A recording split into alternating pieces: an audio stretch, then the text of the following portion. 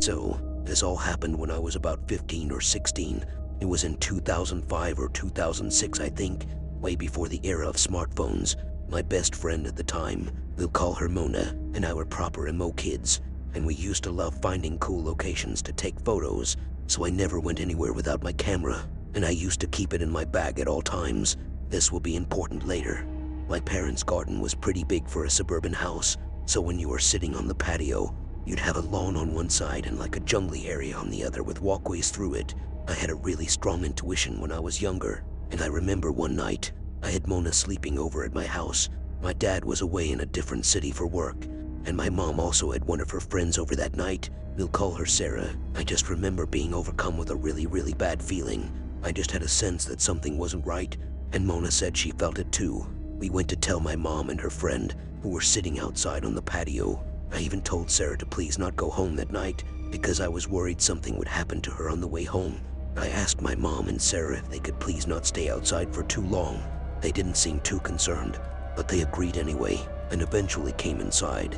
Anyway, Mona and I sat on my bed for a while, looking at the photos we had taken that day on my camera, before I eventually put my camera back in my bag next to the bed and we went to sleep.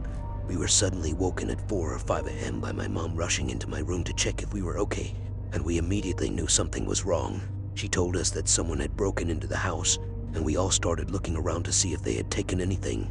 At first we couldn't find anything missing, but then, to my horror, I discovered that only my camera had been stolen from my bag, which was right next to me and Mona as we slept. A fact that nothing else was missing, like my mom's laptop, which she used to put in her cupboard at night, tells me that they didn't have time to look around for valuables, which means they must have been watching us the night before and knew exactly where I had put my camera. That creepy feeling we had that night was probably the feeling of being watched. I'm guessing that Creep had been hiding in the bushes and watching us all night. I don't know what creeps me out more, the fact that they were right there watching us the whole night, or the fact that he was in my room, just centimeters away from me, and we slept right through it. I shudder to think what could have happened if it weren't just a petty thief. It turns out that Sarah had fallen asleep on the couch downstairs, so my mom had not set the alarm that night. Sarah, me and Mona all slept through the whole thing.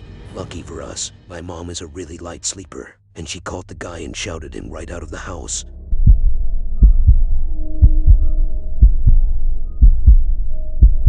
For context, I am a 17 male, and I have lived in a haunted house my entire life, and I would like to share my unexplainable experiences here. For starters, my bedroom is in a fully remodeled basement along with 3 other rooms and a bathroom along a hallway. At the end of the hallway is my bathroom. The hallway has always been dark due to poor lighting. Now, one night during summer back in about 2020, this was when it began. I was in a cycle of staying up till 4 a.m. and waking up at noon. I needed to use the bathroom, and this would usually be no big deal. So, right before I exited my bedroom, I got chills down my back, like I was being watched. But at the time, I brushed it off as the cold, so I exited my bedroom and saw something rush out of the bathroom, then enter my bedroom.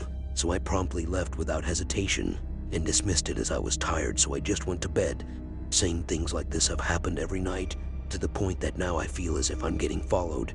But every time I get to my bedroom, the feeling goes away. But lately it hasn't. Now I have it hardwired into my brain to sprint to and from the bathroom to my bedroom.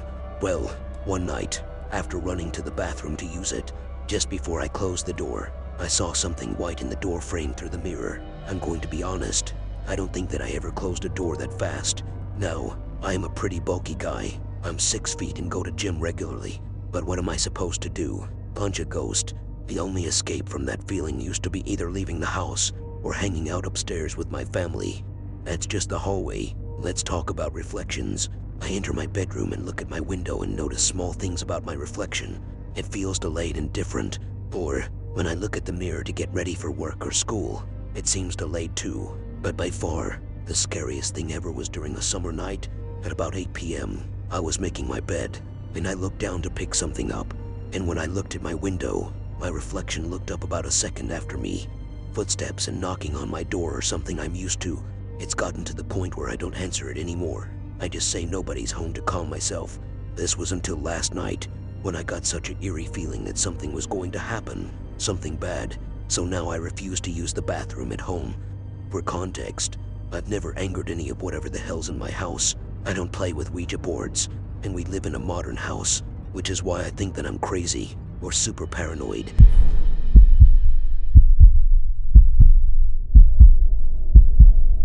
The autumn wind rattled against the windows, and the fading daylight cast long shadows through the empty rooms. I stood alone in my house, a sense of unease slowly creeping up my spine. I had always enjoyed my solitude, relishing the peacefulness of being alone. But tonight, as the darkness descended, a foreboding chill settled in the air. Earlier in the day, I had noticed a man lingering near my home, watching me with an intensity that sent shivers down my spine. His piercing eyes burned with a sinister determination, and the image of his face was etched into my mind. I couldn't shake the feeling that I was being followed. As the clock struck midnight, the world outside fell into silence.